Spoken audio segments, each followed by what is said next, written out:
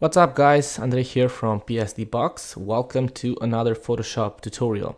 In today's video I want to show you how to create a more dramatic effect for your images, an effect that will give you a more cinematic or professional look to your images. This is the original image that I will work with, and this is the effect that I want to show you how to create. Okay, so before and after. I will show you three ways of doing it in Photoshop CS6 or above.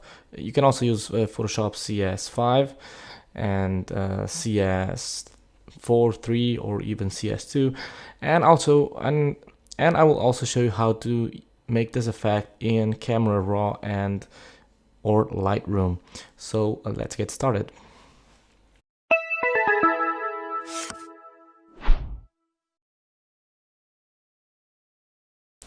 This effect is also known as the Bleach Bypass effect, and it works great on sports, portraits, and action shots.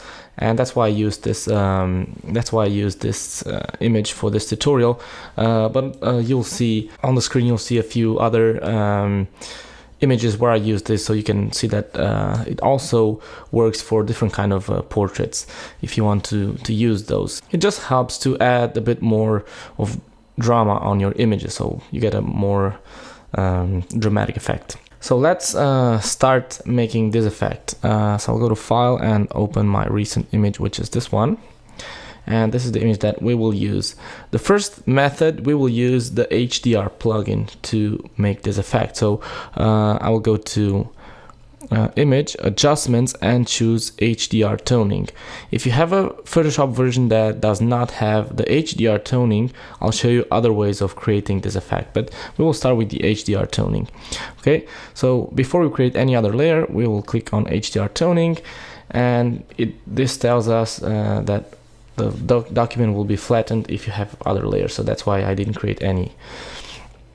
Here what we need to do is first reduce the saturation to -100, and then we have to change the settings here on the strength and also on the detail, and we will not touch the exposure and the gamma too much. So the first thing I want to do is increase a bit the detail here to about 160, 180 or 190%. And if your image is too bright, on some places, like you can see here, the highlights are kind of burnt, you can drop down the exposure a bit or increase the gamma, something like that. And then you can increase the strength so you can see the change that we get to this.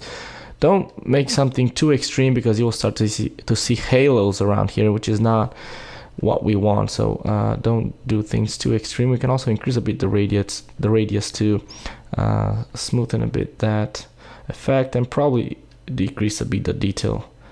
We had a bit too much detail for my taste, at least. And I think we're good to go. Maybe decrease a bit the exposure, something like that. See the difference before and after, and we click OK. After the filter is applied, what we need to do is copy this image and go back on history. So we'll go to Edit, and well, first we have to select the image with Control A, Edit, Copy. And what we need to do now is go back on the history when we opened the image, and now press Control Command V to paste the image. Another thing you can do if you don't want to do this step is open the image twice and apply the HDR toning, and then copy it and paste it on another document, but I did it in just one document. Now what we need to do is first I'll change the name of this to black and white, and I'll hide it for a second. And above this background layer, which is locked, I will add a hue saturation adjustment. Here I will desaturate the image until I get the kind of result that I want. I'll leave it to -40%, and then we'll see if I need to adjust this. Now I'll reactivate the black and white layer, and now we need to use blend modes to blend these images. Start with the soft light and overlay blend modes, and then try with hard light or linear light and see which ones work better. For this particular image, the soft light works nice, and also the overlay. Okay, the overlay gives you more contrast. I'll leave it on soft light, and now I'll reopen the hue saturation adjustment. And what I want to do here is desaturate this even more to about -60. I think it looks okay at -60. Zoom in a bit. Here on the black and white, you can make adjustments. If you don't really like how that looks, you can press Ctrl-Command-L or use an adjustment layer if you want. And just increase this a bit to change the contrast on the overall image. I don't want to darken the shadows too much. I think I will leave it like that. Okay, great. Now we have a big part of the effect is here. What I want to do next is sharpen a bit this shot. What I will do, what I usually like to do, is use the high pass filter to do that. So first I want to create a copy of all these layers merged. So I'll press Shift, Alt, Command, and E, or Shift, Alt, Control, and E to create this stamp. You can also press Ctrl-Command-A to select everything. Then go to Edit, Copy, Merged, and then Edit, Paste, and you will paste a copy of all these layers merged. What you see here on the screen, you will paste it on a new layer. Let's name this Sharp. Okay, so this is our Sharp layer. And now I'll go to Filter, choose Other, and select High Pass. And here what you need to do is increase the radius. If you set this to 0, you'll see we have a 50% gray, a neutral gray color here. As we increase the radius, if I zoom to 100%, you will start to see details showing through this gray layer. And these are the details, the highlights. Because what this layer does, what this filter does, is it increases the contrast between bright and dark pixels. That's why we see these details here. If I deactivate here, you can see this shadow here on, you can see this on the right side is dark and here is white. And you will see that when we activate this, you will see a line here, a white line. This is what separates both tones, and that's what gives us more contrast, and that's how we sharpen the image. For this particular image, I think I'll use about 1.8. The radius depends mainly on the canvas size that you have. On high resolution images, you need to use higher radius settings. And now I'll change the blend mode of this to soft light. You can also try with the overlay. You'll get more contrast, and also with hard light. Well, linear light also gives you good contrast, and hard light as well. Let's leave it on hard light. Okay, so this is the effect. Let me show you the before and after. Okay, if you want to control the colors and the brightness of each color, you can use selective color. And here, for example, for the reds, I can change the tone of this and also the skin. I can add more cyan if I wanted to have it more cyan. I can make it darker or brighter. Maybe I added too much green there. On the yellows, I can increase the brightness. And well, you can make selective color changes from here with the selective color. Okay, so this was the first method. Let me show you another method. Let's name this M1 for method 1. Let's deactivate that. Let's go with the second method. So let's assume now you do not have the HDR toning. You have an older version of Photoshop and you don't have this. Well, you can still make this effect, and you can make it very similar to the first one, to the method 1.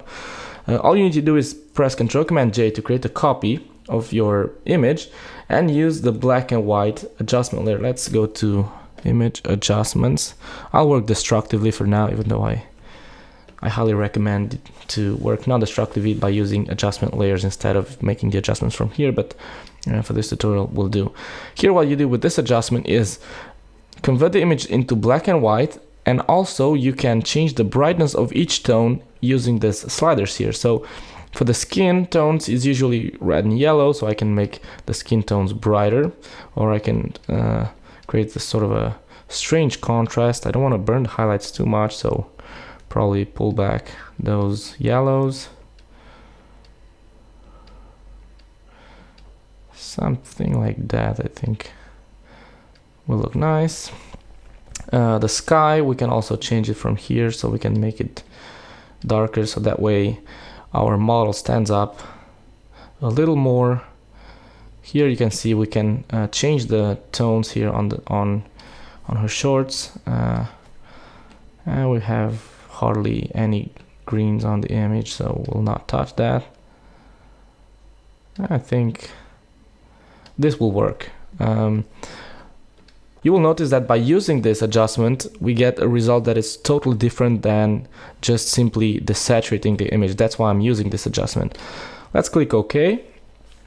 And now let's do the same. Let's add that hue saturation in between and change the saturation to about the same amount, -60, and change the blend mode of this background copy, which I'll name black and white 2.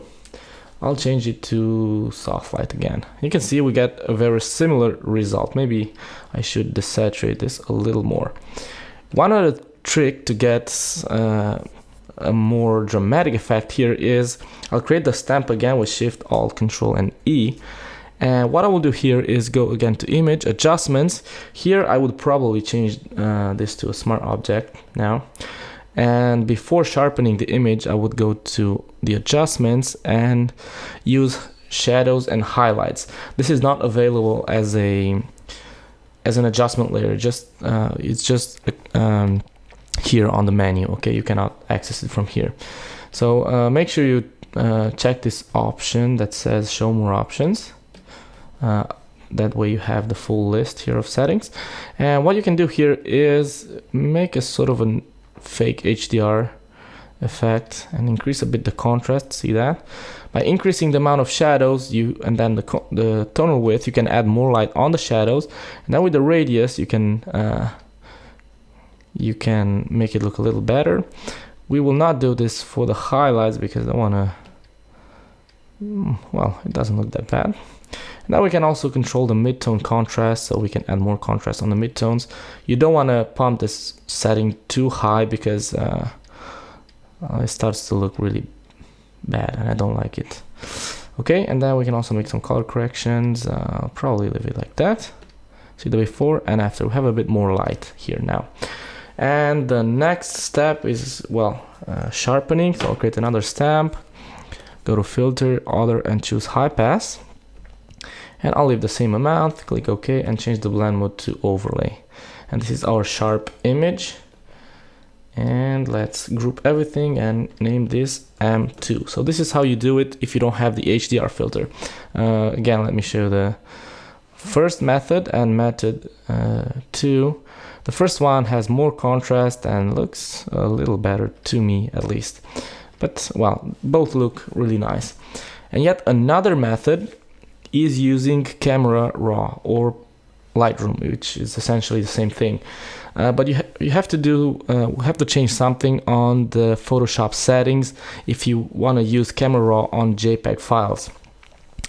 What you need to do is go to Photoshop. I'll go here on the Preferences. If you're using Windows, you should go to the Photoshop settings and you should find an option that says Camera Raw.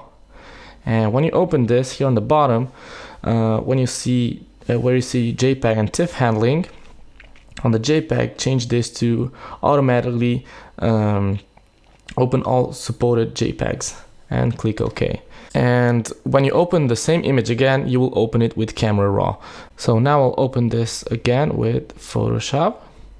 And you will see that now it opens it in Camera Raw automatically.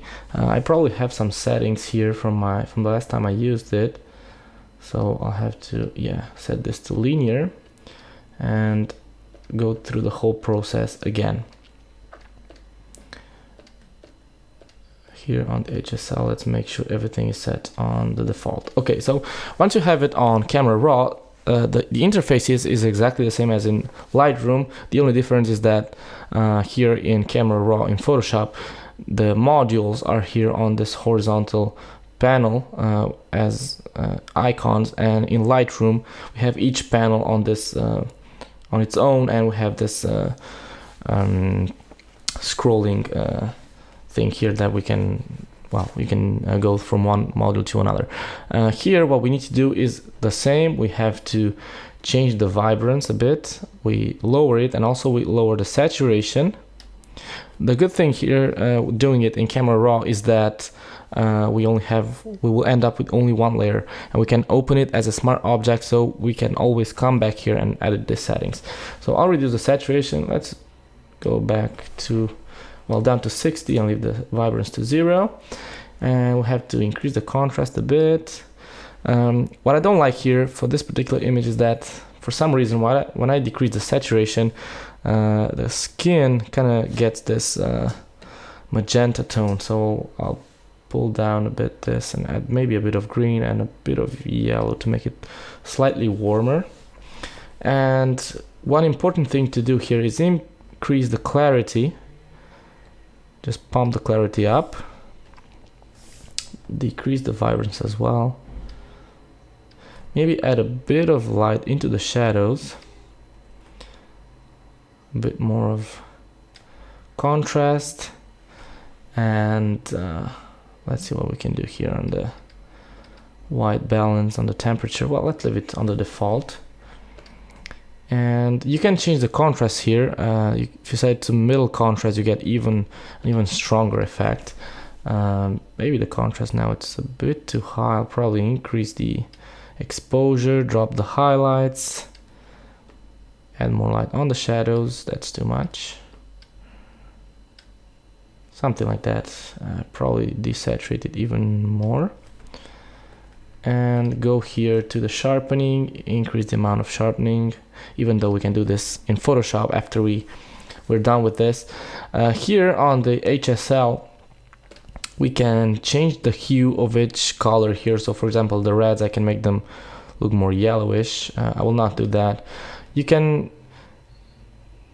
change the saturation of each color, so you can make, for example, the oranges stand out a little more. You can see the skin gets more saturated, or also the luminance. So for example, if I want to make the skin more bright, I can use the oranges and do something like this. Or the reds, I can take them down a little. Blues, I can make them darker and then saturate them a bit more. And what else we have here? Split toning, we're not gonna mess with that. We can change, we can add some post-crop vignetting if you want to. Change a bit the midpoint and let the highlights to the top. And that's pretty much it. I think there's still too much saturation here. Something like that. But you can see the clarity does big part of this. If you want to open this as a smart object, you can click here and choose Open in Photoshop as Smart Object when you click on this link here. Or also if you press the Alt key or the Shift key, I don't remember which one is, this button turns into a open object. And if you click that, it will open it as a smart object. And if you double click here, you can go back to Camera Raw and edit this whenever you want. It's still has this magenta tone. I don't know why, at least that's what I see. Maybe it's on my screen. So I'll probably use color balance to correct that and add a bit of green, and especially on the shadows.